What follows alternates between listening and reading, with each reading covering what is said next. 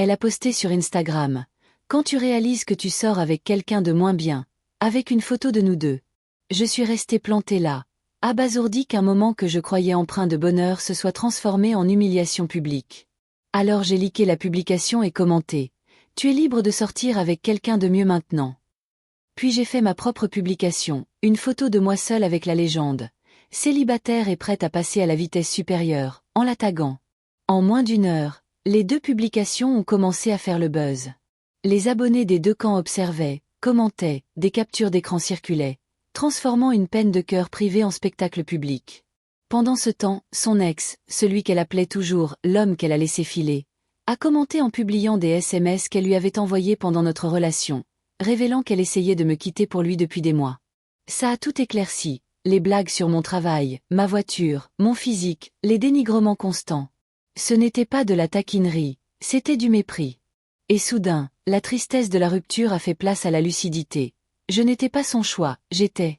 Ce n'était qu'un prétexte, et la réaction du public a été comme un tournant, une façon de enfin réagir et de retrouver ma dignité. Puis sa famille s'en est mêlée, sa mère m'a appelé, sa sœur m'a envoyé des SMS pour me reprocher ma prétendue cruauté, les collègues de son ex ont pris contact avec moi pour donner leur point de vue. Pendant tout ce temps, je suis resté silencieux, j'ai digéré, j'ai archivé les souvenirs, non pas pour effacer 14 mois, mais pour poser des limites.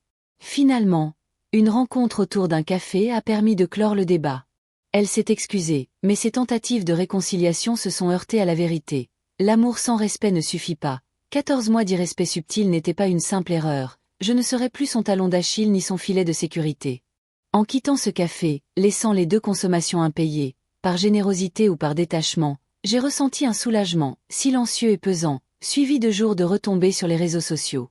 Ses publications étaient vagues, ses amis se mobilisaient, sa réputation était légèrement ébranlée, les RH s'en mêlaient, tout cela confirmant que la responsabilité de ses choix lui incombait entièrement, et non à moi. Sa mère et sa sœur ont fini par reconnaître certaines vérités, sa sœur présentant même ses excuses. Pour les jugements précédents, et le départ de sa mère, réalisant que les actions de sa fille avaient des conséquences qu'elle ne pouvait réparer, un sentiment de calme s'est enfin installé. Ce calme a été ponctué par un message tardif de son ex, s'excusant sans rien attendre en retour. J'ai alors compris que la situation était enfin close. Dans le silence qui a suivi, l'appartement semblait différent, vide par endroits, paisible à d'autres. Ma vie n'était plus assombrie par sa présence. Les réseaux sociaux étaient redevenus des publications banales, plus de drames, plus d'humiliations orchestrées. J'ai compris les leçons, les petits commentaires sont significatifs, les réseaux sociaux sont une fenêtre sur la personnalité, et répondre publiquement peut être satisfaisant mais épuisant.